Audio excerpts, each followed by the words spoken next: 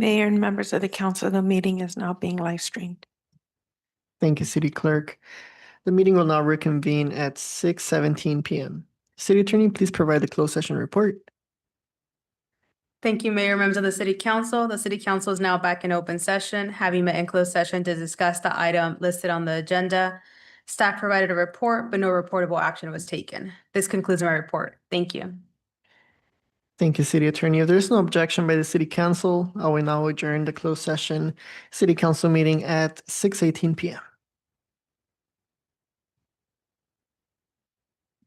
Good evening, everyone, and welcome to the August 24th, 2026, 6 PM regular joint meeting of the Bell Garden City Council and successor agency to the Community Development Commission. The meeting will now come to order at 6:18 PM. Members of the public may view and listen to the meeting live online through the city's website as noted on the agenda. If any members of the City Council should have a conflict of interest, please announce any item you're recusing yourself from due to conflict of interest prior to the item being heard. Tonight's invocation will be given by Minister Daniel Anguiano, and the Pledge of Allegiance will be led by Chief Paul Camacho.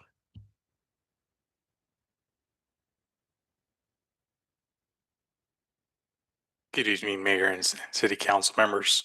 If we can please come to our feet as we go to prayer before God. Heavenly Father, we just thank you for this wonderful opportunity that you grant us to be here, Lord. Thank you for every day that you grant us, for your mercies, for your love, Lord God, and for your blessings that you give us every day, although we are undeserving. We bring before you tonight's agenda. God, you know every need of our city, every need of our residents, God, and you, Lord, provide every resource that, Father God, our council members and our city staff needs, Lord Jesus. We just thank you, Father, and I present before you, Lord, the men and women that put their lives on the line, that go out to protect us every day, Lord. We just pray that you bring them back safely. We thank you for our chief of police, God, and that you may protect them, Lord Father. I declare, Lord, the words given to Prophet Isaiah. For I know the plans I have for you, declares the Lord, plans to prosper you and not to harm you, plans to give you hope and a future. And we pray this over our city. In the name of Jesus, amen. Remain standing. Please face the flag. Place your right hand over your heart. Ready, begin. I pledge allegiance to the flag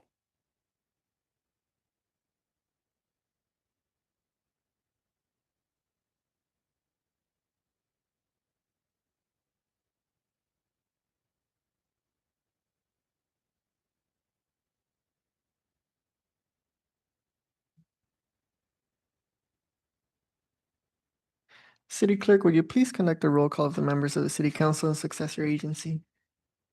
Thank you. Yes. Members of the council and successor agency, Barsana, Present. Councilmember Chavez, Present. Councilwoman Sanchez, Present. Mayor Pro Tem Guillen, and Mayor de la Rosa.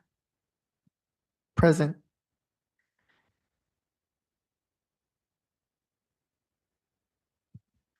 We will now move forward with presentations. City Manager, will you please announce the presentations? Thank you, Mayor De La Rosa. Tonight, we are recognizing, by providing a certificate of recognition to Super Pizza Veloz. If you can please come up to the front while Mayor will say a few words.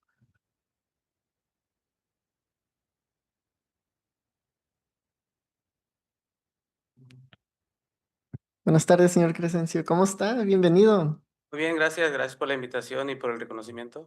Sí, estamos viendo que pues ya van a cumplir los 23 años aquí en la ciudad de Bell Gardens, ¿no? Así es. Así es. Cuéntanos un poco más de cómo llegó a nacer la Super Pizza Veloz y la historia, ¿no? Detrás de este negocio tan dichoso en la comunidad. Así como gracias por la invitación y por el reconocimiento nuevamente. Y sí, de hecho, yo trabajaba con el antiguo dueño antes, cuando él comenzó en la ciudad de Bell, y de ahí él decidió abrir una pizzería en la ciudad de Bell Gardens en el 2003, y en ese momento pues nos ofreció la pizzería a nuestra familia, y mi papá fue el que se animó a comprarla, y pues él estuvo ahí hasta el 2020 que él falleció por el COVID, ¿verdad? él nos dejó el legado de la pizza y pues aquí estamos, ¿verdad? Para servir a la comunidad, que la comunidad es la que nos ha dado esta oportunidad de seguir adelante, ¿verdad? que Y nos ha dado la seguir con el oportunidad. nombre de Super Pizza Veloz Hope that we can siguiendo con la keep tradición the en esta name Super Pizza Veloz Ok, going qué bonita historia. in Y, honor y of my desde dad. chico me acuerdo de que Yes, pues since I was a cada vez que kid, I hacían remember como eventos en las escuelas, when en you would do clases, siempre events in the pues nos traían schools pizza, and ¿no? in class, they would always bring us pizza. Pues bueno, había otras pizzas, ¿no? Que nos traían como de Costco y todo, And they were pero like cada vez que 3 traían de la pizzas they Super would Pizza bring us, Veloz, no, sometimes hombre, Costco, pues but ahí every es time donde they todos would bring them se from alegraban, Super ¿no? Pizza Veloz, Y that sí se we sabe la diferencia, ¿no? all Es grabbed them. súper delicioso y pues There was a big difference. felicidades por Delicious. 23 And años congratulations de éxito on aquí en la comunidad 23 de Bell years of Gardens y ya sabe, aquí success here estamos in the city of Bell para Gardens. apoyar en We cualquier are manera que se here to support pueda you any way y we can. felicidades y gracias por escoger a Bell Gardens Congratulations and thank you for en choosing Bell confiar en la Gardens comunidad y pues aquí and estamos. trusting in the Muchas community. gracias. And here we are. nuevamente por el Thank reconocimiento, all of ¿verdad? you Primeramente, for gracias the a Dios, porque recognition Él es el que nos and da la vida y la thanks to salud, God ¿verdad? first Y para because servir He's a the la one who comunidad. gives us life and the ability Muchas to work. gracias. Thank you very much. En el podio Thank mientras you. mis Please stay at colegas the dicen podium. un par de palabras y en un momento le My presentan certificado y nos colleagues tomamos will una say a foto. few words and we'll present you with your Words for my fellow certificate, colleagues. and then we will No, take a gracias, picture. felicidades también Thank you. a más que nada Congratulations gracias also, por su servicio a but la mostly comunidad y thank también you for your por service to the hacer community una pizza diferente and for making a que le gusta a different todos kind los of de Bell pizza Gardens. that everyone in Bell Gardens loves. Gracias por compartir su Thank historia tan you for bonita sharing your story. y It's que really siga nice. disfrutando muchos años más en nuestra And comunidad. I y hope Dios lo you bendiga. enjoy many more years here in our community, and God bless you. Thank you. 23 years was a lot of years. And I hope you have many more years here. And thank you for sharing the story of your dad. You can tell you're very proud of him and the business, and we hope you stay here in Bell Gardens. I just want to thank you for your time, for having a partnership with us here in the city. I know that you always recognize your employees at the end of the year.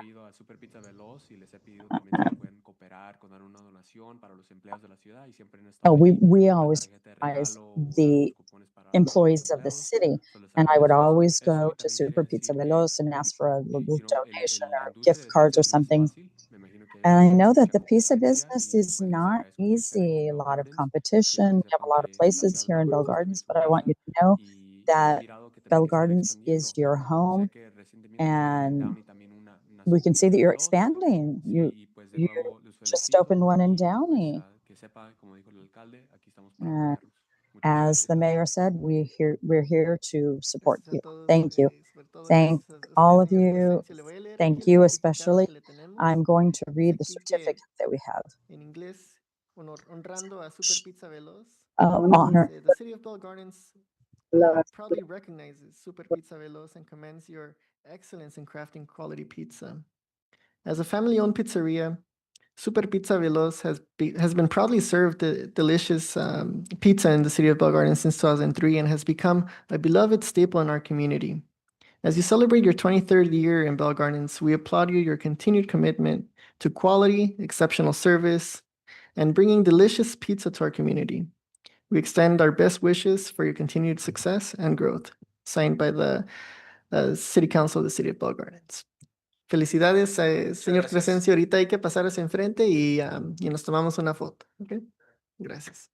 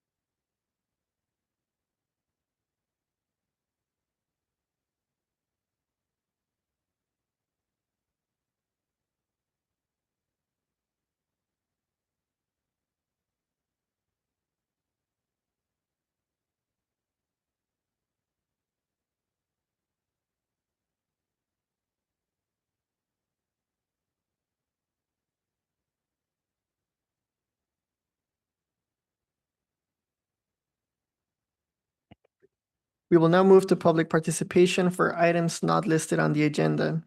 Public participation is now open. Please announce the instructions for public participation. Thank you. Members of the public will now have an opportunity to speak on items not listed on the agenda. Please state your name for the record. Each speaker is limited to 3 minutes, subject to an overall 30-minute period. Callers wishing to speak may do so at this time by dialing *9 from your phone, and when instructed, dial *6 to unmute yourself. Individuals joining through Zoom may request to speak by using the raise hand feature and select the unmute or the microphone icon when instructed. We didn't receive any public comment cards and we didn't receive any written comments.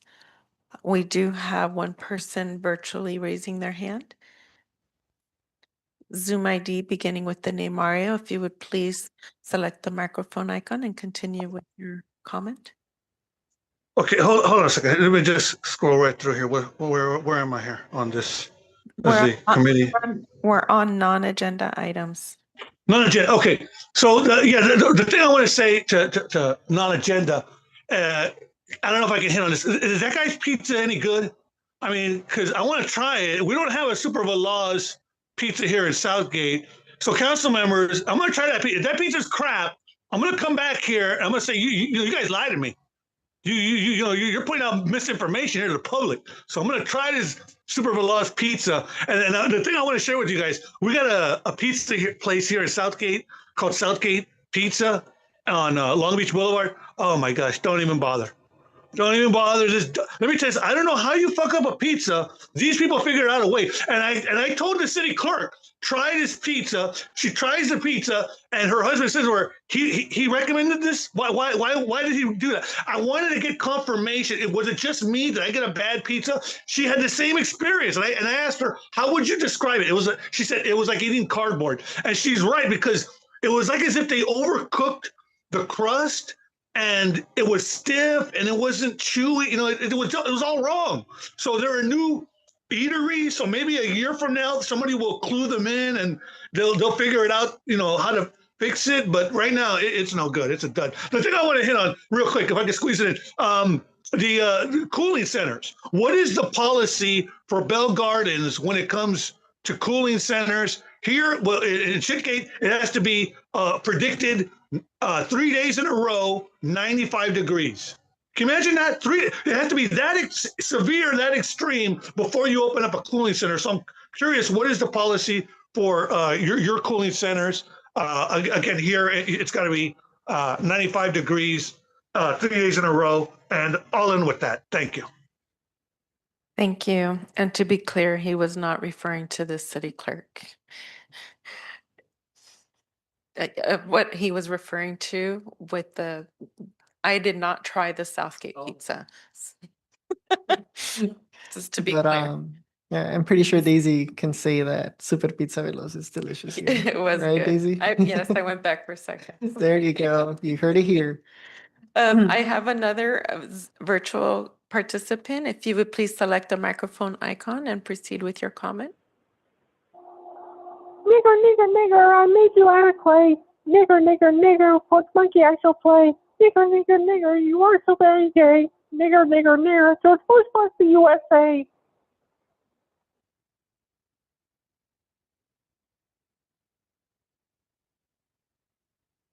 That is the last virtual public comment that we received. Thank you so much.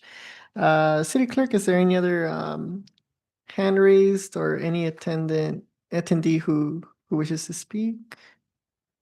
No, that was the last virtual participant with their hand raised. Thank you so much. There's no objection by the members of the City Council successor agency. I will close public participation for non-agenda items. Up next, we'll go ahead and open up public participation for items listed on the agenda. City Clerk, please announce the instructions. Thank you. Members of the public will now have an opportunity to speak on items listed on the agenda. Please state your name for the record. Each speaker is limited to 3 minutes. Callers wishing to speak may do so at this time by dialing *6 from your phone, and when instructed, dial *6 to unmute yourself. Individuals joining through Zoom may request to speak by using the raise hand feature and select the unmute or microphone icon when instructed. We will begin to hear from the members of the public that are physically present in the council chamber. We did not receive any written communication. Thank you, City Clerk. We'll go ahead and begin with Edwin Gonzalez for agenda item 11.5.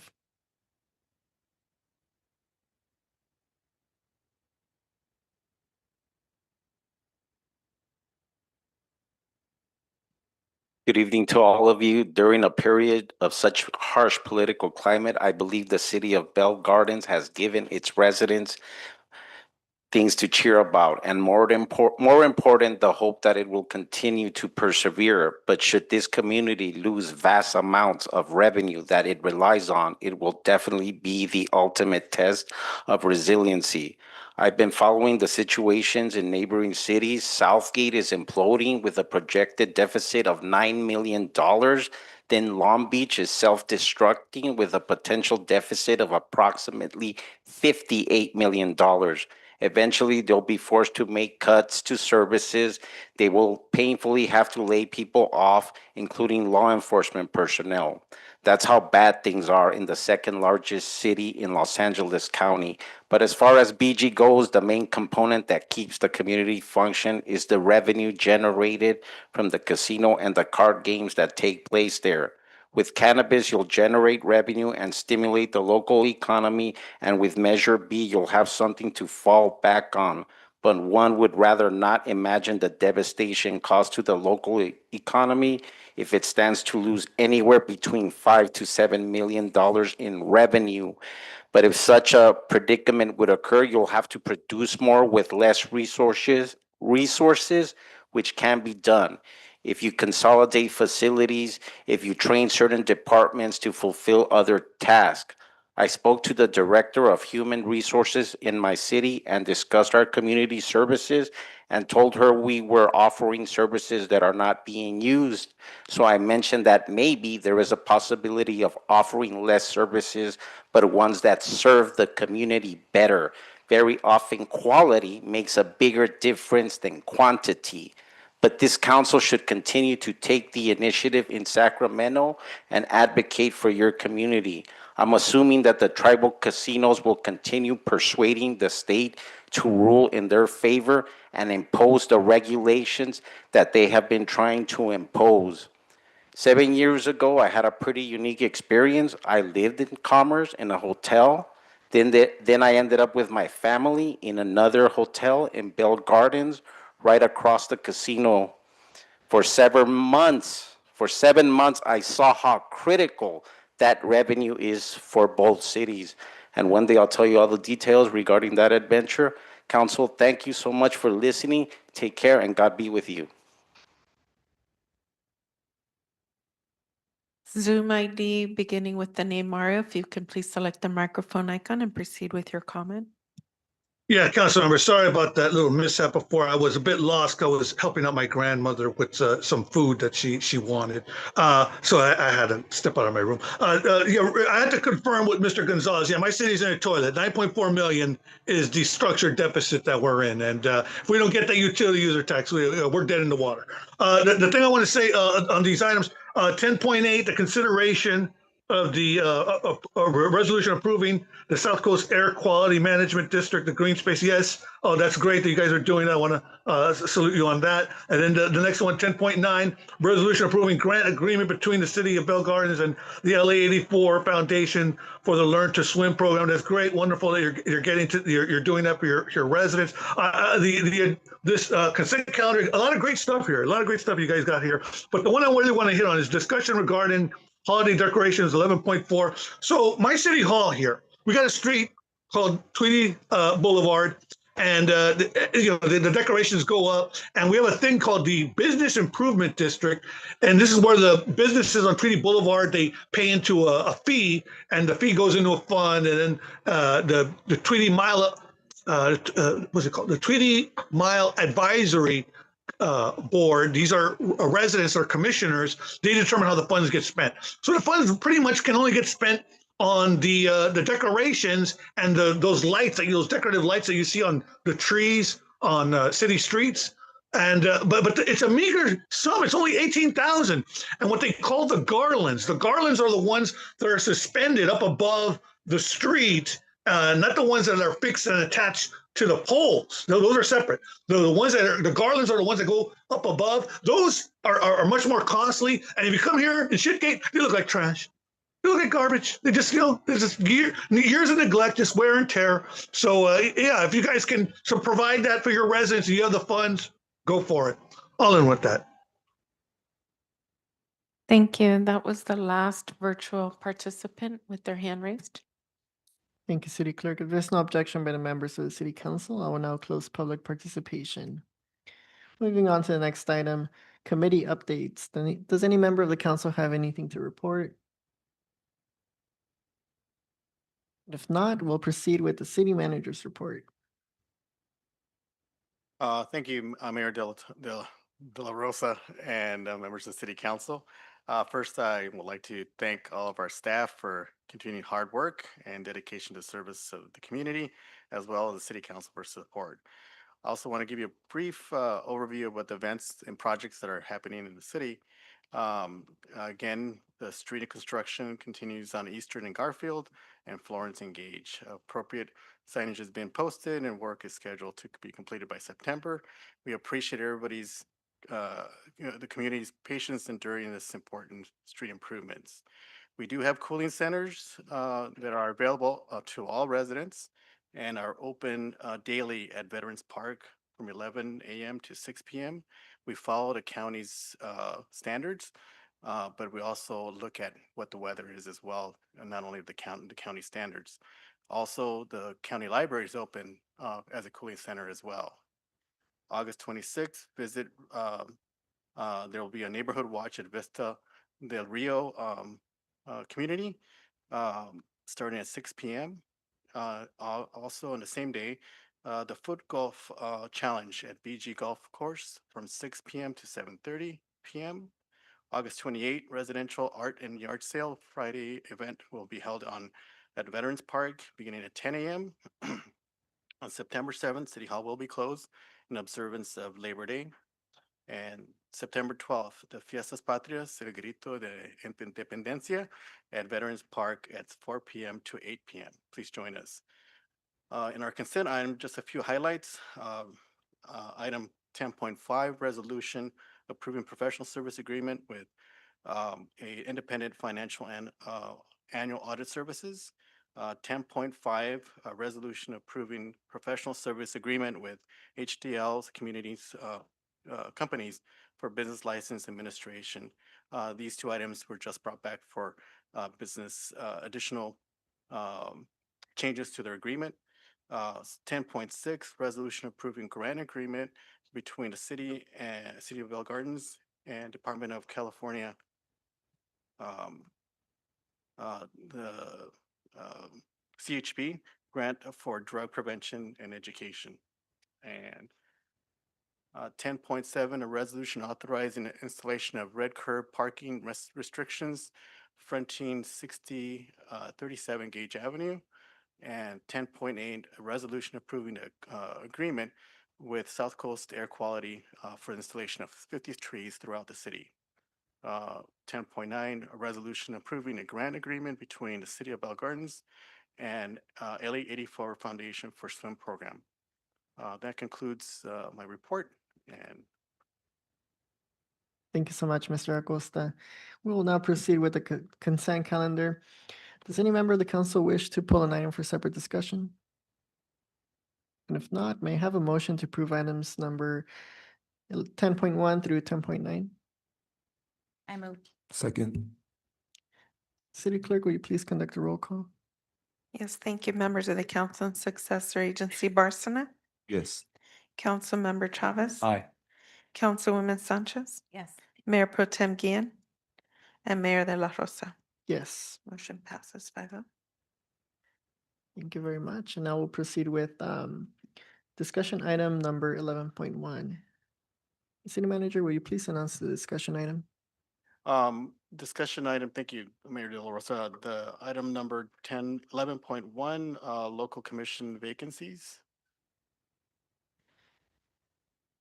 Any changes from my fellow colleagues? And if not, proceed with the following item, number 11.2. Thank you. 11.2, a discussion regarding approving plans and specifications and authorizing soliciting bids for the ATP Cycle 6, Bell Gardens Complete Streets Improvement Phase 2. Director of Public Works, Bernie Nigas, will be providing you a presentation on this item. Thank you, Mr. Acosta. Good evening, Honorable Mayor and members of Buenas the council. tardes. I'll wait for the presentation. It'll be Voy a esperar la presentación. Ups.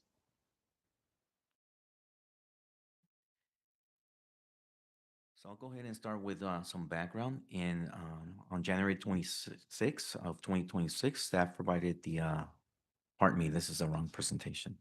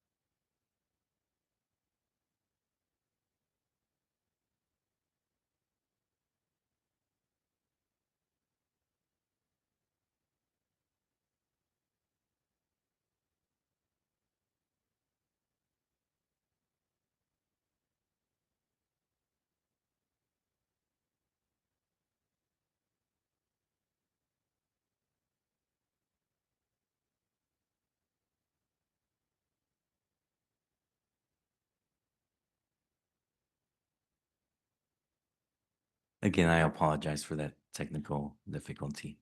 So again, we'll start with some background. In 2008, Assembly Bill 1358, which is also known as the Complete Streets Act, was signed into law. This act requires cities and counties to ensure that local roads and streets adequately accommodate multiple users. So this includes bicyclists, pedestrians, transit riders, as well as motorists. In 2016, the city received funding from the California Department of Transportation, also known as Caltrans, to develop a citywide complete streets plan. In February of 2020, the city council adopted the city's complete streets plan. The goal of the plan is to construct safety improvements for the benefit of pedestrians and cyclists, along with vehicular traffic. After the adoption of the plan, Public Works then applied for grant funding to implement the components of the plan. Due to the number of recommended improvements in the plan and their estimated costs, the plan was divided into phases. The city received Active Transportation Program, or ATP Cycle 5 grant funds from Caltrans for Phase 1, and we are currently completing those improvements as we speak. The city also received Cycle 6 grant funds for Phase 2. So with that, I'll go ahead and turn it over to City Engineer Doug Benage to talk about ATP Cycle 6. Well, thank you. Good evening, Mayor and council members. ATP Cycle 6 was awarded to the city for a grant of $2,964,000, and that's Phase 2. This work includes constructing street improvements on various locations throughout the city, including Specht Avenue and Gage, Live Oak Street, Priority Street, Purdy Avenue, Gephardt, Perry Road, and Hannon Street. These improvements include the installation of high visibility crosswalks, expanding the pedestrian walkways, curb extensions to shorten the distance for pedestrians to cross the street, high intensity crosswalk beacon, a pedestrian activated beacon at Gage and Specht, Class 3 bicycle routes, ADA compliant curb ramps, raised crosswalks, additional speed humps, longitudinal pavement striping, and LED flashing stop sign on raised median islands and the residential intersections. The map here shows the various locations of the work, primarily on Specht from Gage to Lubeck, Live Oak from eastern, coming eastern to the school, Purdy from Eastern to Habanera, Gephardt. I'm sorry, my eyesight's going bad. Gephardt down in the middle from Clara going south to Quinn, or one street before Quinn, and then Perry Road from Florence Place to Foster Bridge, and Hannon from Chalet to, and I can't read that one, but it's over there. Primarily the streets in question, we do speed humps and proposed blinking stop signs at the circle locations. It's hard to see the green, but we're doing additional on speed humps on Perry Road in and around Loveland. We're also putting additional speed humps on Live Oak by the school. A typical speed hump location. The solar powered stop sign details are as we've done in ATP Cycle 5, with the LED blinking on the raised median island, as shown here.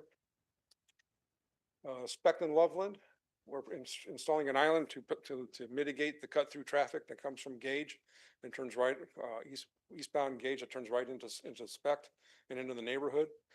Here, if you turn into that street when the construction is completed, you'll only be able to make a right turn at Speck and Loveland, thereby mitigating the cut through traffic that way. And then at Gage and Speck, we'll put another hawk signal in there like we're doing at Gage and Ajax. And when it's complete, they'll look and operate similar to that. Curb extensions and bulb outs will occur at Live Oak, where the mid-block crosswalks for students occur now. Live Oak and Audubon area, the northeast and southeast corners. Eastern and Priority Street, the northeast and southeast corners. Purdy and Priority Street, the northwest corner. And Gage and Speck, northwest and southwest corners. And then we're doing a major curb extension at Foster Bridge and Perry Road at the northwest corner. And curb extensions from the mid-block areas are similar to this on Lubeck at Specht. And then also at the intersections of this is more Lubeck and Eastern. Our tentative bid schedule is we're requesting authorization to bid the project tonight with publication on August 27th. A mandatory pre-bid on September 9th, last day for questions on September 16th, with a bid opening on September 23rd. And then council will bring a recommendation for council award of contract at the October 26th meeting. A pre-construction conference in November, along with ordering of all materials. The Hawk signal being the longest lead item is about 6 months out. So we anticipate construction to begin in April and probably in April, May, then complete at the end of June. I'll turn it back over to Bernie. Thank you, Doug. In regard to the fiscal impact for fiscal year 26-27, under our capital improvement budget, we have approximately $2.6 million remaining in ATP funds. This consists of approximately $2.3 million allocated for construction and approximately $313,000 for construction, engineering, and management. The engineer's estimate for the construction itself is $1.7 million. So with that, we recommend that the City Council approve the plans and specifications for the ATP Cycle 6 Bell Gardens Complete Streets Improvements Phase 2. Authorize staff to solicit competitive bids and publish the notice inviting sealed bids. And find that the project is categorically exempt from CEQA pursuant to Guidelines Section 15301C. That concludes our presentation, and we would be happy to answer any questions. I just want to add that all these measures are for traffic calming and safety. And just to be clear that what the projects are for, and just a little bit note on that. Thank you. Thank you so much, Mr. Acosta, Doug, Mr. Iniguez. One of the most talked about concerns from our residents is regarding the islands, right, that are in the intersections, right? And although they serve a strong purpose, with these types of funding, is it mandatory to implement those specific portions onto the improvements on these streets, or is that something that's tangible? when we went through the Complete Streets project process, that plan sort of gave us the roadmap of how what improvements would work best in the city. This solution of the raised median islands and with the stop signs, the flashing stop signs, provides less impacts of area parking in the local residential areas. The original proposal was to put speed or miniature roundabouts in the intersections, but that would impact parking at the intersections greater by thereby reducing parking. So that was the basis of our reasoning to install these. Let's try to maximize parking in the residential neighborhoods. And to expand on the city engineer's response, this solution was reviewed by Caltrans, and it was approved by Caltrans as a viable traffic calming measure. Thank you so much for the insights. Just to put it on the record, I was taking an unusual route to work the other day, and I went through Greenwood, and I did get to see firsthand the development of those miniature roundabouts in a residential community, and it's interesting. But thank you, Doug, for those details as to why these islands are the best alternative option for this type of improvement. My next question is regarding the ATP funding and the budget. So with the total estimated cost, what would happen to the remaining amount? Is that something we can roll over, or is that something that just dissipates after the funding is expired? Any unused funds will be returned back to Caltrans, and goes back into the overall pot as that could be reallocated on future grant application packages. Thank you so much. That concludes my questions at this point. I'll open it up for my fellow colleagues to make questions or comments. So I know that the focus is for calming traffic and safety. Was there a study put together? Was there data gathered for there to be these specific measures within these streets?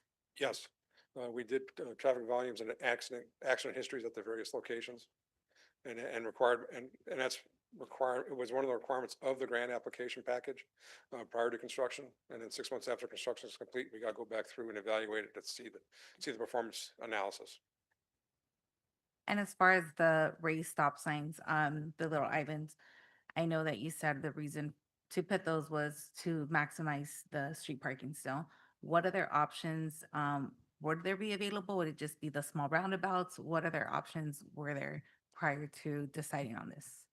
Well, originally, even before we put the raised median islands, all those intersections were four-way stop signs to begin with. And there was enough accident history there that required some methodology to be addressed at an intersection to mitigate the accidents. In the first analysis with the Complete Streets, it was roundabouts to try to force people to slow down and swerve around something as they went through the intersection. About when we did the further analysis, when we got into the design of it, those took more parking spaces away. That impacted that issue in town. So it's a balancing act. We try to do things in a fashion where we know we're cognizant of the fact that there's a parking issue here. So we try to do things that mitigate that impacts as much. Now, on another note, those design parameters were set in stone, and we went out to bid with it. Now come along, the state in its infinite wisdom has done the daylighting law, which is whole nother issue. So.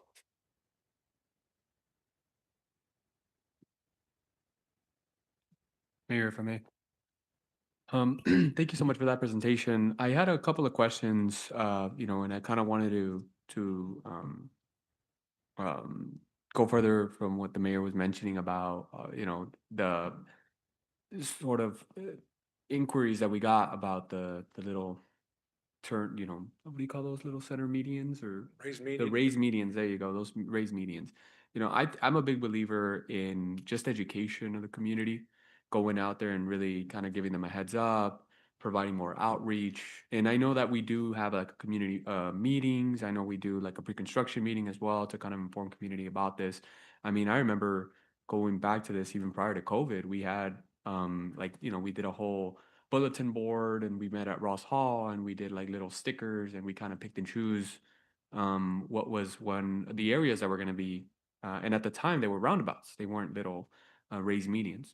So anyways, I feel like, as I like this presentation, I'm excited for the Hawk signal. I think that's going to be really huge, because right now what folks see on Gage and Ajax is just a bunch of raised medians, but there's nothing really what's coming next. It's almost like a half done project. We still need to add those Hawk signals. Do we have a timeline for that? Work begins tomorrow, Okay, perfect. And then when would they be functioning, ready to go for people? probably within 30 days. Perfect. Okay. So that really helps out, because, for the longest, I think it's been about, I don't know, 5 months, 6 months, give or take, that it's just kind of been folks right now, what they see is, well, now I can't make a left turn when I'm going north on Ajax, right? And now they can only make a right turn, and so on and so forth. So I think a big part is education. I feel like as these newer projects are starting to come along, and this is sort of another level of the cycle, if maybe we can do more outreach to community. Ideally, what I would want to see, and I know we can't do this for every single project, but like, some sort of notice in the mail, maybe for that jurisdiction that's really within, that block, right? We do it to the first homes within that block, north, east, south, and west. And we can do that level of outreach. We can go further, and maybe we can have someone from our team actually go out there and canvas and drop off some of the flyers at the doors, and sharing with them, hey, this is the type of work that's going to be done in this area, and it's going to be done from this time to what I would say is, project scope, the program, and then the timeline, right? How long is this actually going to happen for? And then following up afterwards. And I would even like to go further, and I'd say maybe we can get neighborhood watch involved, in the sense of like, once the project is done, we can maybe do some sort of activity block meeting or event right there for that project that got done. So as all of the big raised medians came to effect, I really felt like it's not that there wasn't a lot of follow-up, but there was a lot of cities doing this for this reason, or cities doing this for that. And I know there was a lot of education that was done through social media, kind of trying to counteract a lot of that rhetoric. But I feel like there could have been a little bit more, as far as just getting ready for that moment for it to happen, because we were more, to quote in our past meetings, I felt like it was a lot of reactive, than instead of trying to us being proactive on some of this stuff. So anyways, those are kind of my comments. I just feel like a lot of it is education and just outreach to community. And if maybe we can just get ahead of it, for the residents that are around there, we could do a notice in the mail. We can do a notice in the mail. We could do something. We can have someone canvass that area. We can partner up with the local schools nearby, and we can have a principal, or counselor, whoever they are, who's in charge of the little notices that they give to students. Hey, if you happen to live in the street, we already have that database there. Why not give the parents, have the students give the notice to, their parents or their guardians, and share, this work is going to be done on your block. So anyways, those are just different methods of just outreach. And I would assume that for us doing all that level of inquiries, that we can potentially calm the just the wrong narrative out there. That's it for my comments. Thank you. We could definitely look into, well, actually do some more outreach prior to the construction, and maybe timing the Hawk signal so the delay is not as long. So we can start the construction of and the timing of the Hawk signal, so that the delay is not that long. I think that's one of the concerns of the public I heard, is that there's a vacant area there with nothing on it. So I think it's something that we can work on, since we haven't started yet. Definitely. So we're using ATP cycle 5 as lessons learned. So for cycle 6, we're taking a lot into account. Means and methods are typically on the contractor, but we have a little bit of headroom. What do I mean? The estimated project cost is lower than the amounts available. So it may drive up the cost if we dictate means and methods, but it is going to lessen the community impact. Now, for every project, we have the contractor basically hand out construction notices. So for this one, we can do an expanded one that shows the project elements, a timeline. So that's one avenue already. And then the other one, like Manny said, we'll pursue other options to disseminate the information. Thank you for sharing that. If I could just say, one little thing about like the contractor, for example, doing the notices, that's where I'm a little bit, because contractor's gonna, do the work, maybe finish their time, and then they're gonna head out. Ideally, what I would say is if we can have potentially our own folks that work in the city that have relationships in the community, right? We already do this with like the block captains when we have neighborhood watch meetings. They're able to get everybody in that block to kind of get out there. But partnering up with maybe a local community org or somebody, or to the extension, we have all these local community groups that have a bunch of relationships that are on countless WhatsApp chats. Kind of getting them to be good community partners and sort of spreading the word about why this is important or this is the project that's gonna lead to. One other thing I wanted to mention was with like, for example, the Hawk signal that's gonna be up and running within the next month. Ideally, what I would say is like we really gotta like get that more. I mean, I would maybe we could do a ceremony where the mayor pushes the button for the first, he's the first person to push the button or something, and we'll do like a cover walk, like the Beatles as we're crossing the street or something. I forgot what that street was named, but Abbey Road. there you go, that road. We'll call it the Gage Road, the Gage Avenue, but something like that. Really gotta, showcase it and showcase the city, the wins of this is happening. Everybody said like folks don't walk here in the community. Now I can't make a right turn, but I mean, if I go around at 6, 7 in the morning, I can't tell you how many students walk to school, right? On Saturdays and Sunday morning, you see bicyclists heading to the river to get on to Fort Park to get onto the riverbed, right? So, it's just really, again, education and outreach to community, showcasing like, hey, how many of your students here in the community walk to school? Countless, more than half of the class is probably going to raise their hand. Anyways, that's it for my comments. Thank you.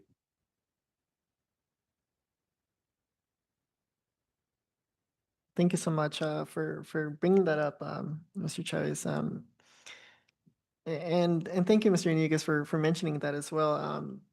We took Cycle 5 as a learning lesson, and we got a significant amount of community feedback. And again, with those center islands, some of the comments that I saw over and over was that it was just an empty block for a significant amount of time before the actual stop sign was implemented. And I'm not sure if it's a logistical matters or such, but yeah, it would be great if the downtime would be minimized in that sense.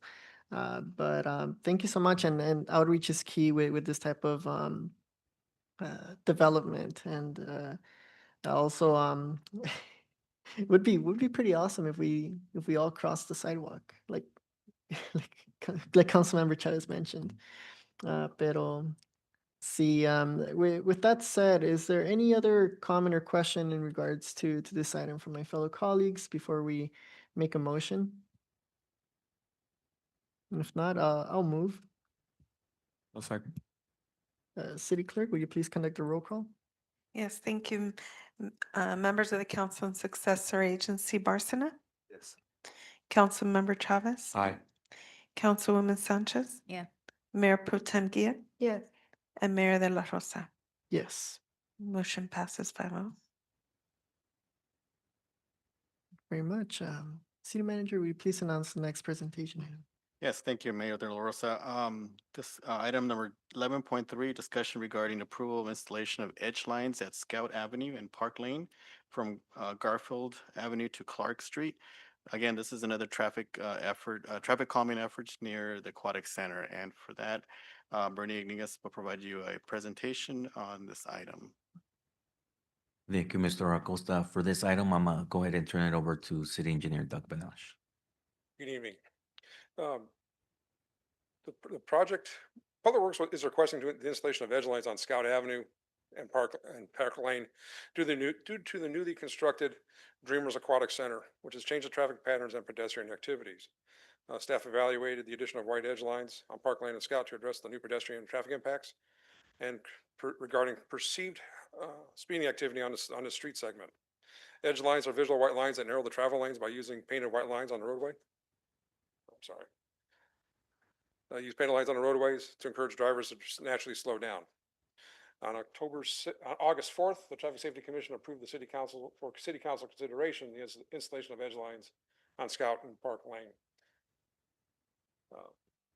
Aerially speaking, this is the limit of the work from Garfield on the west end all the way to Clara Street on the northeast end, encompassing the entire length of the Ford Park complex along with some industrial areas. This is currently what Park Lane looks like now, just a center median, or center stripe, skip yellow line with some double yellow at various intersections. This is what our proposal will look like after the edge lines are installed. It's basically an 11-foot lane with a brand new yellow skip line. The estimated cost to install these edge lines is $1,000, which is in the city's street maintenance budget. And is our recommendation that City Council authorize the installation of the edge lines. And I will entertain any questions.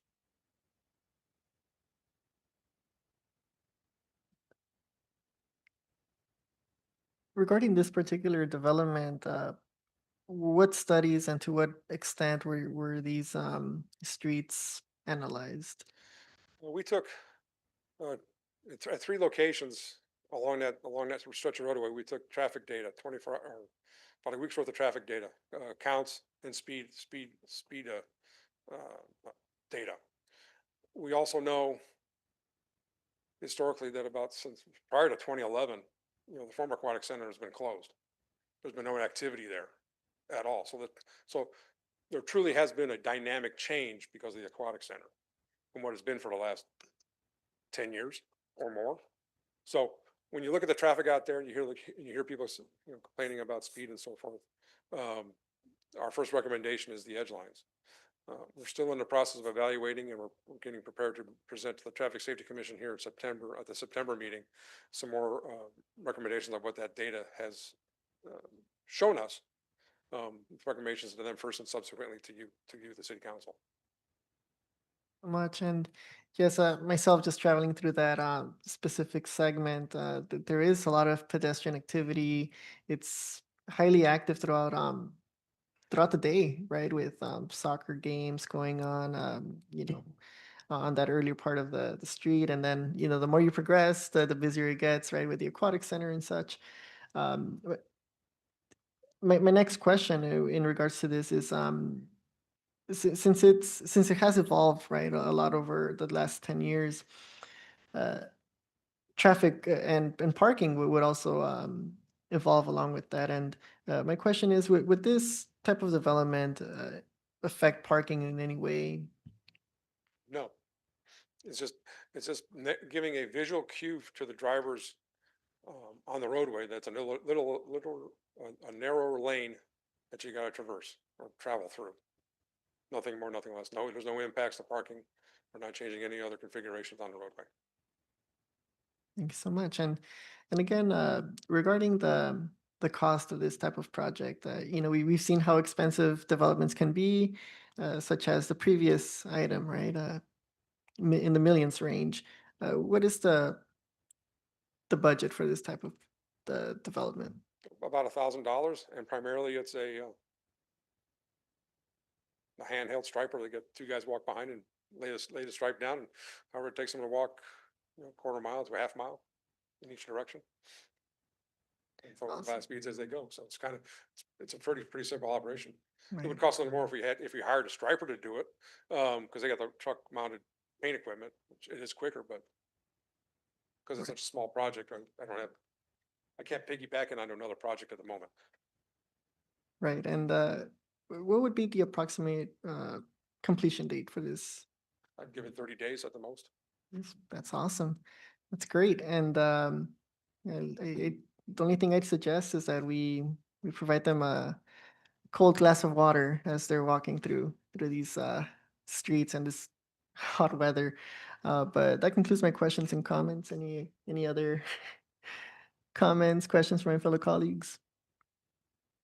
I was gonna say, why not make it a Gatorade or something, Oh, why not make it the Salud pouches with hydration? I think this would be great. This one in particular is horchata flavored. And this is not a sponsor, by the way. But I just happen to be drinking one and it's been great. But anywho, I would like to entertain a motion.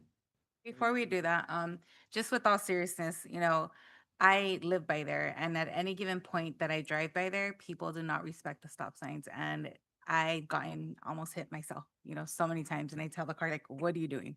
And so a lot of my neighbors constantly complain because they're like, we're walking, and cars just speed through. So I really hope that the striping does help some of those people that speed through, just because you're right. We haven't had a lot of activity per se, but now that the aquatic center is open, we do have a lot more activity. And at any given day, doesn't matter if it's morning, midday, night, there's people walking towards the park, whether it's towards the fields, towards the aquatic center, or just like the park itself. And so I really hope that the community takes really cautious, when they're driving by there, because the last thing I want to see is somebody get severely hurt or possibly, a pedestrian get hit and they end up dying. So this is really important to me and that the community stays safe. So I appreciate all your efforts in trying to navigate this. Thank you so much for the presentation, Doug. I do want to piggyback off of Councilwoman Dodge Fensalon, such as, because I also gone through there. I'll use my scooter, to go. I don't live too far from there, but when I'm going to the park or I'm going near the riverbed, I'm curious to see, and I might have missed it, but just in the process to be able to get some sort of speed bumps to kind of slow the traffic down on that area. How far along are we on that process, and can we even implement speed bumps in there? Our recommendations to the Traffic Commission on in September will give us direction on what we're doing. It's still the reports are still in draft format yet. Got it. And we have to wait until that report. Yes. It'll be posted the Thursday before.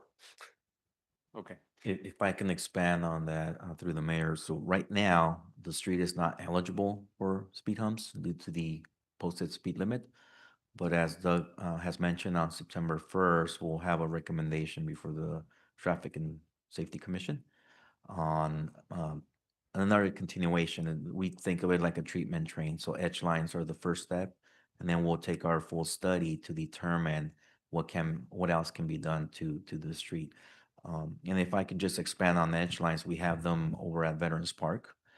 So they do help. It's an optical illusion that does cause driver to slow down because it seems like a narrower road. I just wanted to mention that. A quick question. Are those the same lines that are on Quinn Street? Because they definitely work. I mean, I live on Quinn and it's been a few years, but it definitely made a big difference. So just from my experience, it's gonna hopefully be a good turnout result. Thank you very much. And if that's the case, any other comments or questions? May we have a motion to adopt staff's recommendation? I move. Second. We have a motion and second. City Clerk, would you please conduct a roll call vote? Thank you, members of the council and successor agency Barcena, Yes. Councilmember Travis. Aye. Councilwoman Sanchez, Mayor Pro Tem Guillen, Yes. and Mayor De La Rosa. Yes. Motion passes 5-0. Thank you, City Clerk. City Manager, will you please announce the next discussion item? Thank you, Mayor De La Rosa. Item number 11.4, a discussion regarding holiday decorations. This is a little little early, but I figure we do a little more proactive and provide a update on holiday decorations and proposals for the council's consideration. With that, I'm gonna pass it over to Director of Public Works, Bernie Inigas, and Director of Recreation Community Services, Liz Nava, to provide you an update on this present.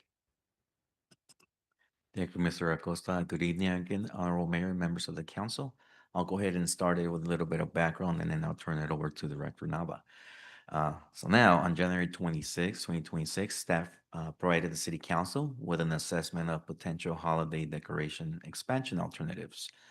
On February 9th, the council directed staff to proceed with the procurement of new holiday banner poles, along with overhead holiday banners on Florence Avenue, just east of Eastern Avenue.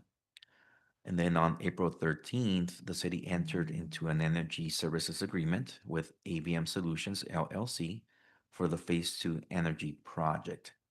As part of this project, AVM will be installing 2 new 28-foot holiday banner poles along Florence Avenue, just east of Eastern Avenue.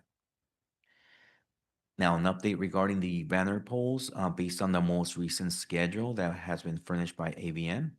On October 30th, AVM will get a confirmation that the poles have been shipped to them. This is a long lead item. They anticipate that on November 6th, they'll get delivery of the poles.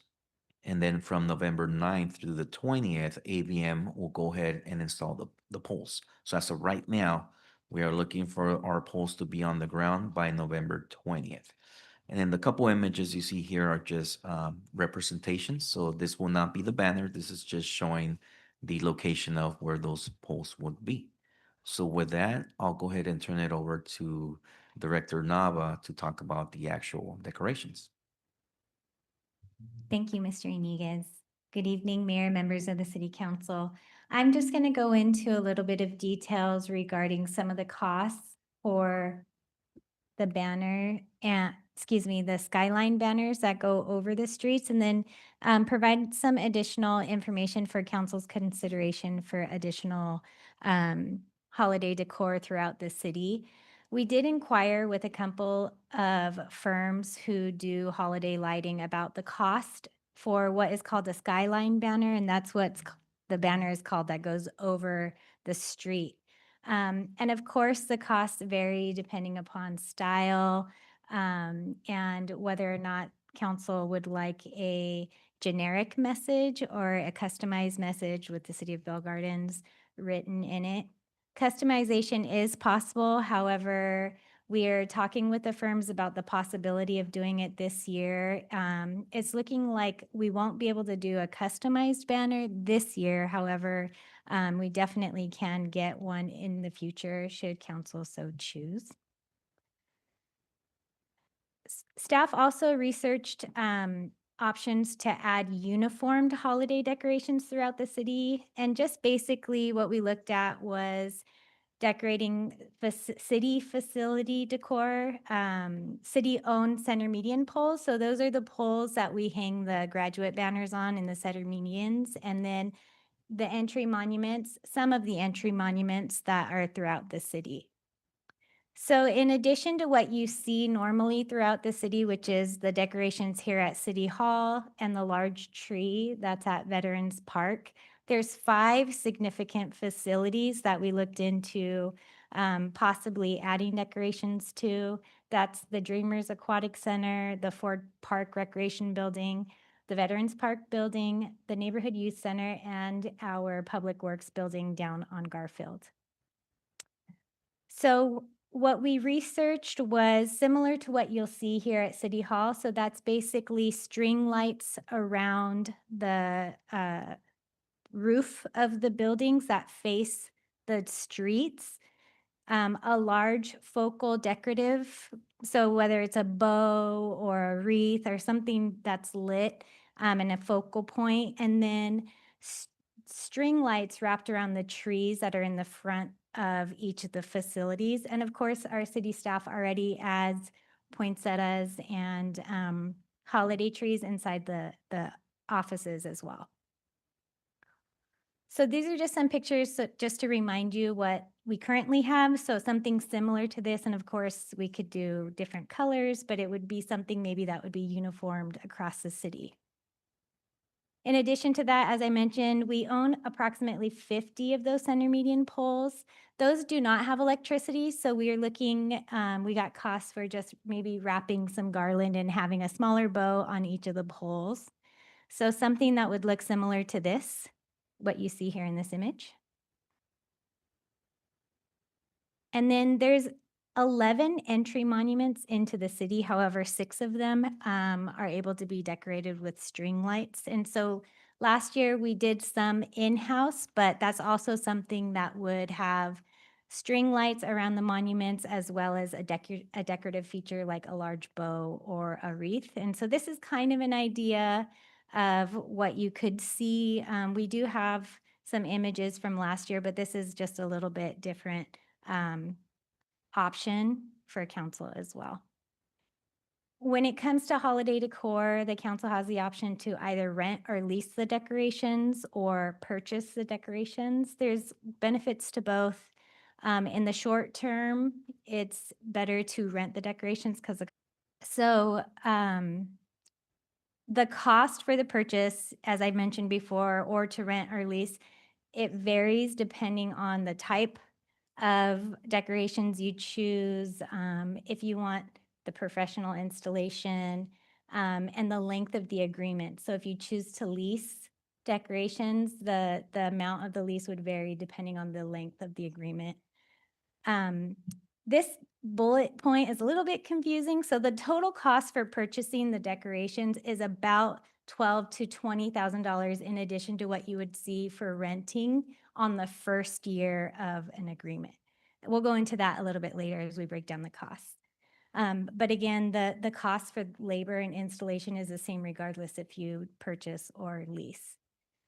So we received some very generic quotes, just to give council an idea of what a cost might be for these types of decorations that I mentioned before. This cost is lumped together with labor and materials. The quotes we were provided did not break them down, so we just have them lumped together. But just to give you an idea, currently with City Hall and the holiday tree is what we pay for. The 2 LED banners, depending on which direction council wants to go in, could range between 11 and 15,000. And again, depending on the type of decorations. So if you rent or lease, the cost is approximately $50,000 to $60,000. And then in addition to that, if you purchase on the first year, you're looking at between $62,000 to $70,000.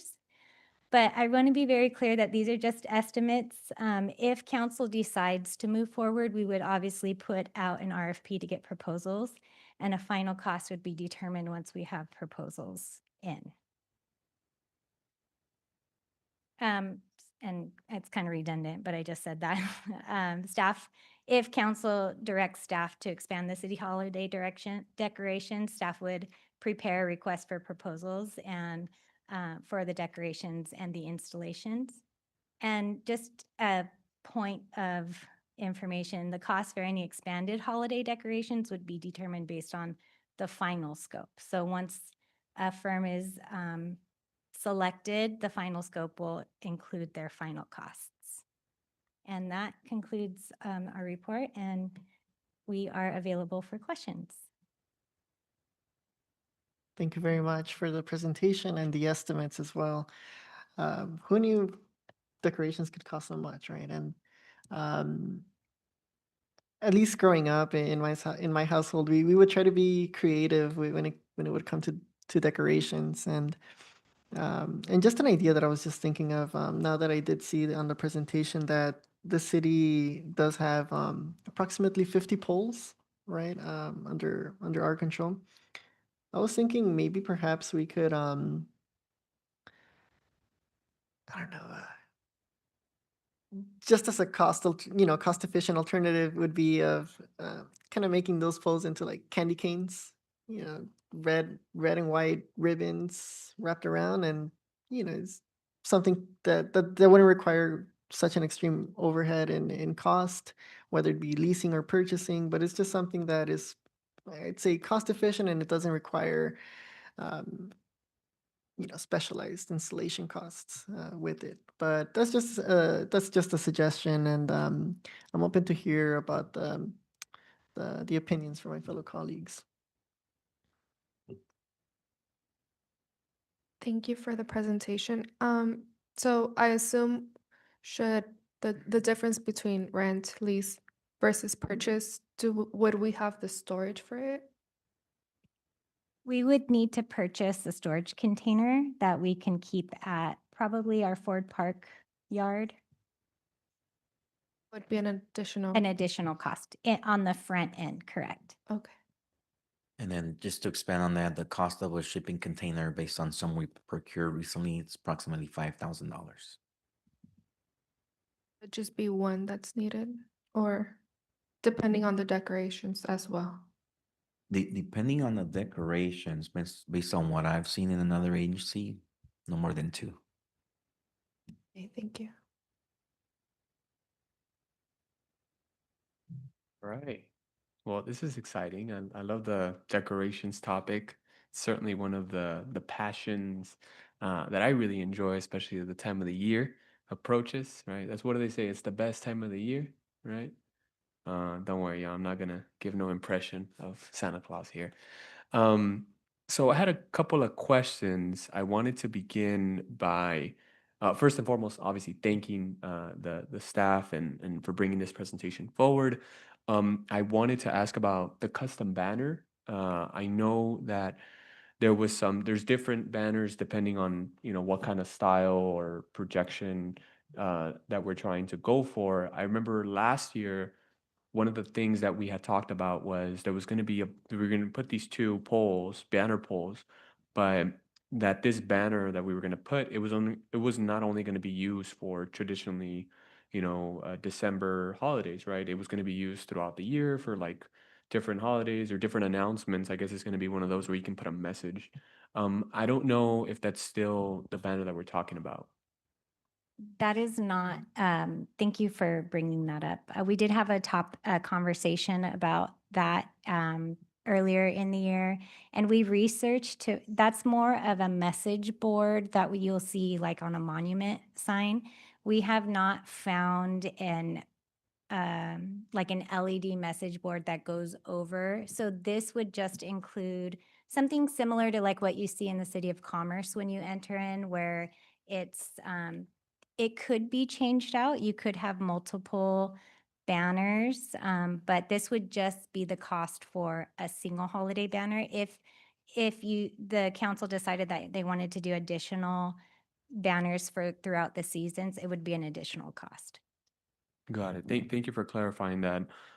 Because yeah, it was a little bit when I saw what it is, this is sort of what I expected initially as compared to last year when we talked about it. I felt like it was going to be different with messages and we could use it for different things. I also wanted to talk about the schedule. I know that it's projected to have the banner poles delivered or shipped until October 30th and delivered November 6th and November 9th to 20th installing it. Any idea why it's so close to the actual holidays? And obviously we're hearing about this in August, but I'm a little curious just on the schedule. Yeah, the polls have always been a long lead item. It's an 8-month item. So when we got ABM under contract, pardon me, we pressed them.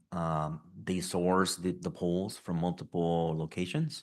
So it's actually an expedited schedule that they'll be able to deliver before the holiday season. Otherwise, yes, they would have been projected to be installed post the holiday season. Thank you so much for that. Yeah, that's why I was a little bit thrown off, but I'm glad to hear that it was expedited and obviously that ABM was able to provide those polls, and hopefully they'll be ready to go for the December holidays. I wanted to ask about some of the different examples that were shown as far as areas that we want to focus on to expand the decorations. How did we end up picking these locations, right? The monuments, the 5 city facilities, for example. Yeah, what went into picking those locations? So the city facilities are just because they're city owned and they're public facing, and we have our residents and community members visiting frequently. The monuments obviously are when people come into the city of Bell Gardens. So, I meant more so as far as like the neighborhood youth center or Marlowe Park or like Hannon Park or all the other small little ones, or like the golf course or any of the other small ones that we have a little monument, for example, on Park Lane in Garfield, that kind of has like a little plaques, or the dog park, right? That's another big one that we just did, or the skate park that has a lot of traffic, and I don't know, I think the 5 that were included was, I'm trying to see if I can pull it up. The Dreamers Aquatic Center, the Ford Ross Hall, Ford Park Neighborhood Youth Center, and Public Works. I'm obviously assuming City Hall is getting the regular decorations that we get, and then Veterans Park is also getting the tree. But all the other little small things that we have in the city. yeah, it was just because they're city operated facilities with staff that are there around the clock and we have actual facilities. So Asmus Park does have a restroom facility, but there's not like a lobby or a staff presence there.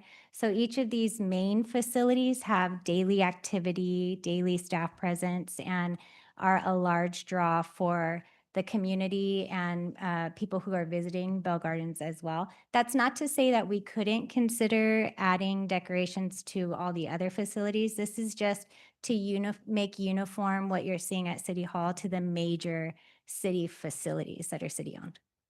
Yeah, thank you for that. Yeah, the only reason I mention it is, for example, like the skate park I know gets a lot of traffic, and even then it's a little bit farther apart from where like the statue or better the tree is going to be. But it's one of those, and it's also on a main avenue like or Florence Place that has a lot of traffic, and it's right in front of residential streets. And then also we have our parade that goes through there too. I'm thinking that or the dog park that's right next to it. That's one of the new amenities here in the city. I'm trying to see as I'm going through I know he had put City Hall on the tree. Those are going to be included. I'm obviously a big supporter of this. I think that, for the longest, community has always requested more of the holiday decorations.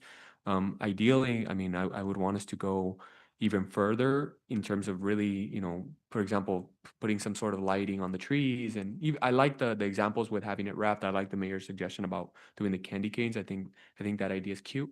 And obviously the monuments is good too. And so anyways, I think that'll wrap it up for me. I think if I had to make a decision in terms of us leasing them or buying them, I'd say we buy them. I think this is an investment in making our community feel happier during the holiday seasons.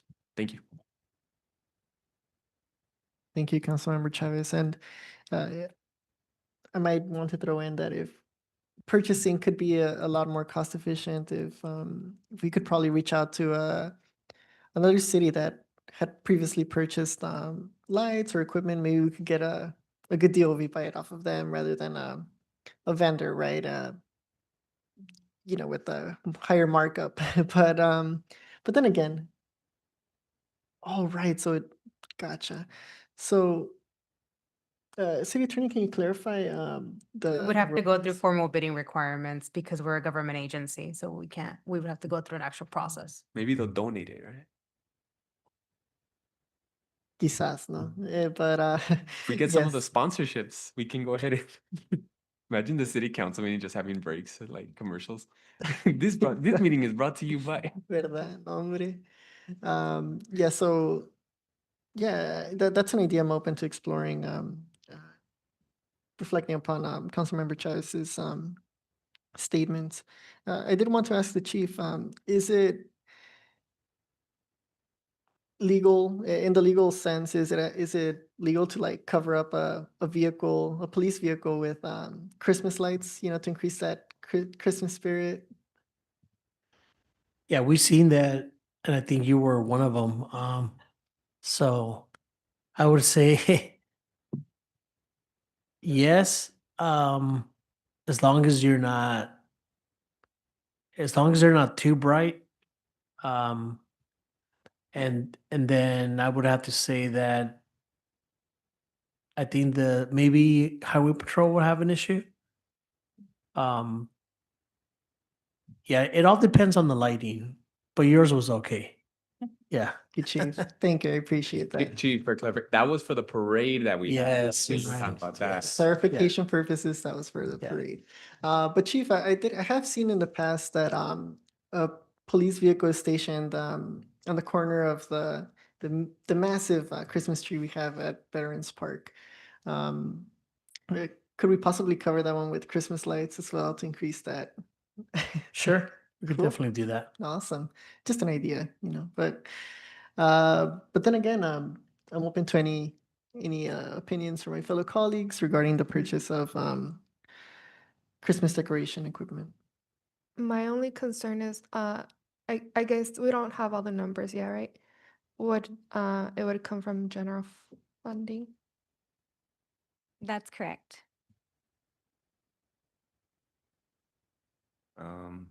May I? Yeah. Just want to say I like the idea of the candy canes. Very cute. Yeah. cute and cost efficient, right? Is this something that we budgeted in our general fund, or is this separate allocation that we're gonna have to figure out? We have currently budgeted for what we do on the regular basis with the decorations at City Hall and at Veterans Park. We have added, last year we added some lights around the city, but I would need to defer to Director Iniguez to answer that. However, the additional for the additional decorations throughout the city facilities, the skyline, that is not yet budgeted, no. My concern is I know that the community has been asking for this for a few years, right?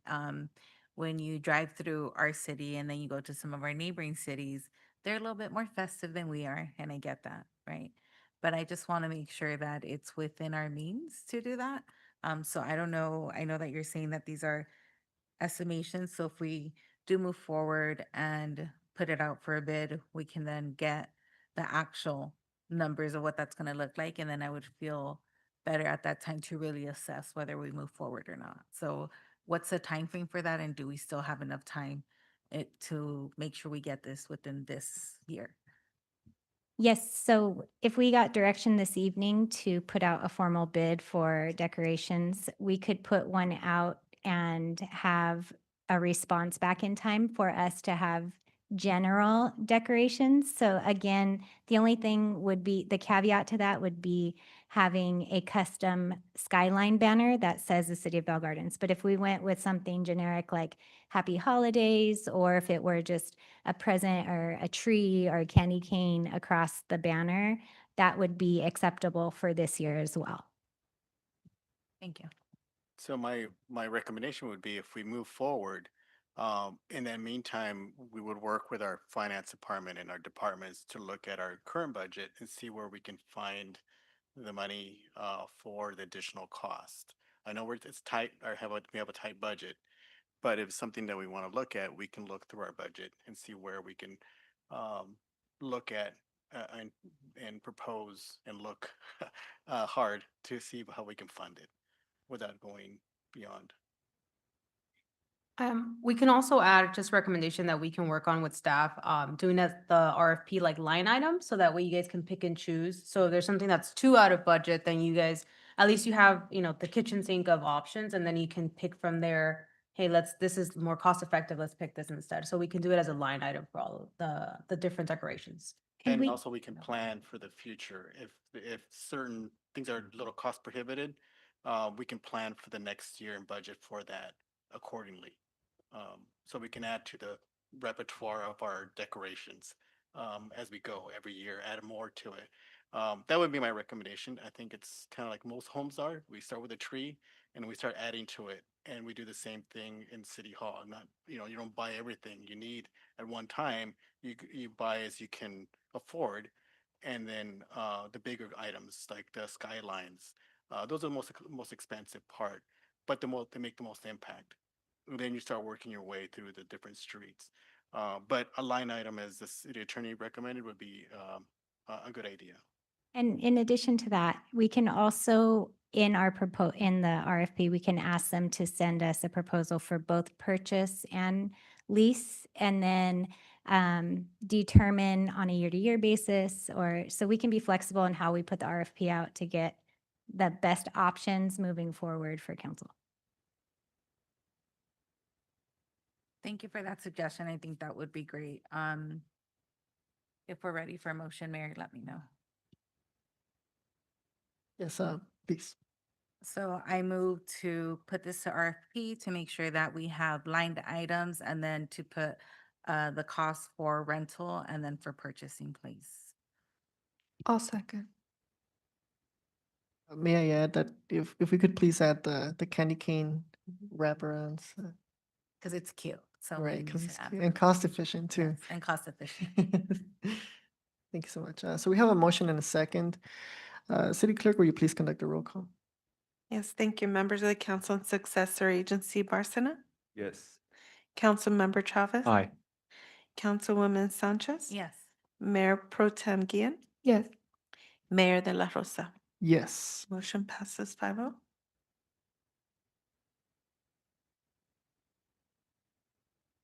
Thank you, sir. Thank you very much. City Manager, will you please announce the next discussion item? Thank you. Thank you, Mayor De La Rosa. Item 11.5, discussion regarding fiscal year 2025-26 year-end card room revenue update. And for this, our Director of Finance Administrative Service, Manuel Carrillo, will provide you an update on the budget. Thank you, Mr. Acosta. Honorable Mayor, members of the City Council, this evening we will be providing a brief overview of the recently completed fiscal year 25-26 casino revenue figures.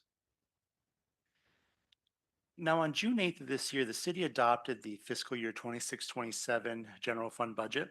As part of this presentation, a year-end 25-26 general fund projection was provided for both revenue expenditures as of June 8th of this year. General fund revenues were projected to come in at approximately $54,450,236 and expenditures at $56,423,231, resulting in a projected deficit of approximately $1,972,000. And now, as part of the continued review and analysis, we are providing a projected update at this time of the report. We project year-end general fund revenues for fiscal year 25-6 to come in at $54,215,000 and expenditures to be $56,150,000, resulting in a projected year-end deficit of about $1,934,000. Now, this figure includes the final aquatic center expenditures and grant reimbursements. And as part of the city's year-end process, final figures will be reviewed and confirmed as part of its audited financial statements to be conducted this fall by our independent auditors. As part of the city's annual year-end closeout process, revenue categories are closely monitored. The actual year-end figures are confirmed to facilitate this process. Now, at the time of this report, the fiscal year 25-26 card room revenue actual figures have been identified and confirmed.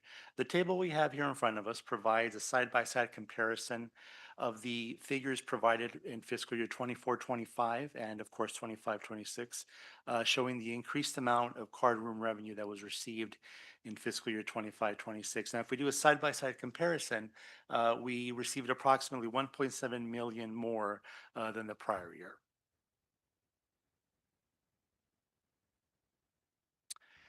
Now, on this slide, we wanted to take an opportunity to provide a brief overview of the timeline of events associated with SB 549 tribal lawsuit going back to 2024.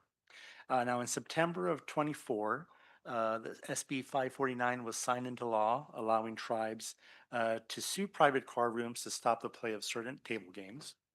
In January of 25, 7 California tribes filed their coordinated lawsuits against state card rooms ahead of the deadline. April of 25, statutory deadlines mandated by SB 549 for tribes to file their legal challenges. October of 25, the Sacramento Superior Court upheld the dismissal of the lawsuit, ruling that the matter preempted federal Indian gaming laws and finalized the dismissal. In late in 2025, tribal legal teams initiated appeals to challenge the dismissal of the higher state appellate courts. And June of this year, the San Francisco Superior Court judge struck down the state gaming regulations, ruling that the Bureau of Gaming Control exceeded its authority. And at the present time, a case has been appealed against the Court of Appeals. So what are some of the next steps for Bell Gardens? Well, staff recommends that the city take the following steps to address and monitor city revenue. Continue to closely monitor card room revenue, develop contingencies to address any long-term reductions in card room revenue, continue to develop additional revenue opportunities. Of course, we have the voter-approved 1/4% sales tax ballot measure BG, which was passed this past June. This would bring in an estimated $1.3 million per year. Now, at this time, the necessary documentation has been completed and filed with the CDTFA, which is the California Department of Tax and Fee Administration, for it to go into effect on October 1st. Retail cannabis, there are currently 5 development agreements signed. Two operators are currently fully operational. Two additional are expected to open in September, and one is expected to begin operations in November. General fee study, RFP is currently open. We are accepting bids for this service. The implementation of HDL business license and audit and administrative services, as well as cannabis audit services. This will help the city to maximize and recover revenues, as well as the continued economic development efforts to attract more business to Bell Gardens. The Economic Development Department is proactively reaching out to various business sectors to try and attract them to the city. That does conclude our brief presentation. I'll be glad to answer any questions that council might have on the topic. Thank you, Director Carrillo, for the thorough presentation. I did see that in one of the current efforts is the RFP for the general fee study. Do we have approximately like a projected timeline when we'll have like a completed general fee study? Just out of curiosity to see if you know where that timeline will fall within the next budget timeline. Right. Well, the RFP is currently open, and we are currently accepting bids. Currently, Director Costa, I'm not sure if you recall the cutoff time for that. Yeah, so the RFP is out for another 10 days for additional solicitation because the deadline was last week and we only received one proposal. Correct. So we expanded a little more time, 17 days, additional days. So we're hoping we end with 17 days, we'll get more responses on the RFP. From that point on, go through contracts. So my expectation is that we wouldn't implement anything till next fiscal year. If the fee study's done and we implement it, it wouldn't be until next year. There are legal requirements in terms of implementing fees, so it wouldn't be immediate implementation. So that acting city manager is correct on that. Thank you so much. Appreciate it. Any other questions or comments from my fellow colleagues? So I see that the casino revenue deficit right now is about 1.9 million. We're projecting about 1.3. As far Dr. as- I'm so sorry. So that's for the just general fund revenue and expenditures, not necessarily the casino figures per se, but just the overall general fund revenue and expenditures. Correct. So 1.9, thank you for clarifying that. And then we're estimating about 1.2, 1.3 with Measure BG, right? Correct. That's Okay. correct. And so then I know we talked about 2 operating cannabis stores, and then the other 2 are in process of. What other means other than trying to find right now other sources of revenue, of things of that nature, bringing more businesses to Bell Gardens? What else can we do to try to maximize this, just so we're not at the deficit that we're at right now? Well, I mean, aside from where the efforts currently, I think certainly the economic development component is big in terms of being able to try to find additional and business entities that would be willing to come into the city and work with us. It's kind of the thing where we just have to look at everything across the board.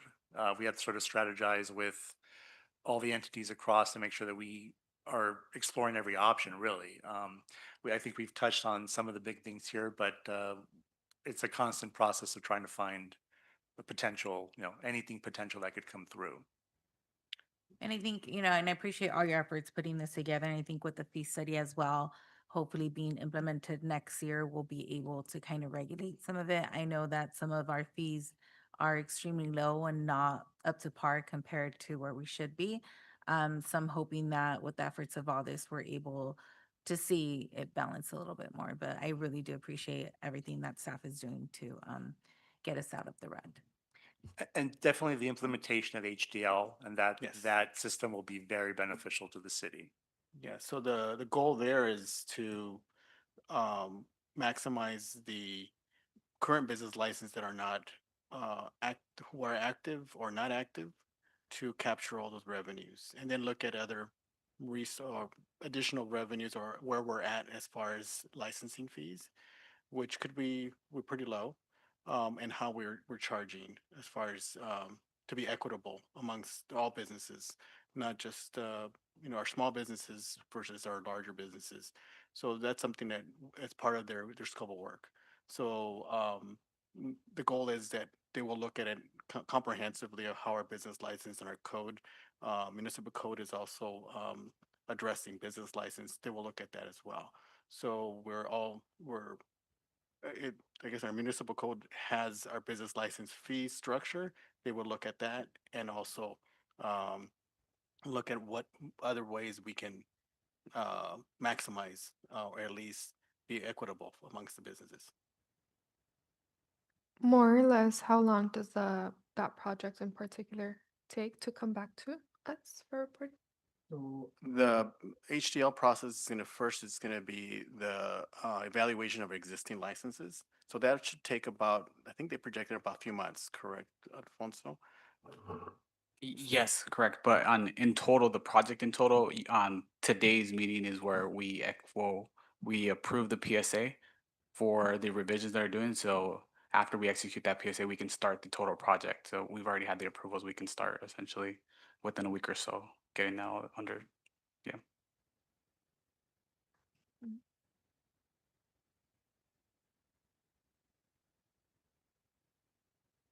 Any other questions or comments? If not, I'd like to place a motion to receive and file this report. Yep. Thank you so much. City Clerk, will you please conduct a roll call vote? Yes, thank you, members of the council and successor agency Barcena, Yes. Councilmember Chavez, Aye. Councilwoman Sanchez, Yeah. Mayor Pro Tem Guillen, Yes. and Mayor de la Rosa. Yes. Thank you. Motion passes 5-0. We will now proceed with council member comments. We'll go ahead and proceed with the order as listed on the agenda.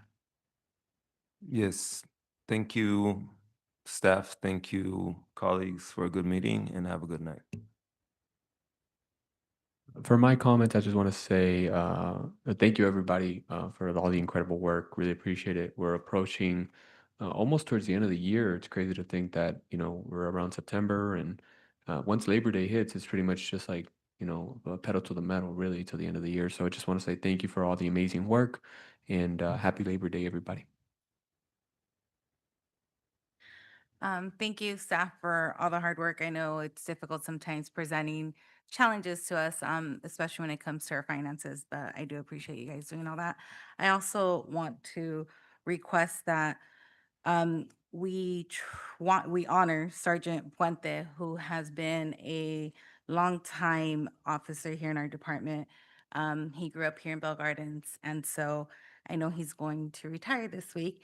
And I think it's only appropriate that council recognizes him and acknowledges him appropriately. So if we can agendize that for a future meeting, please. And best of luck to Second him. that.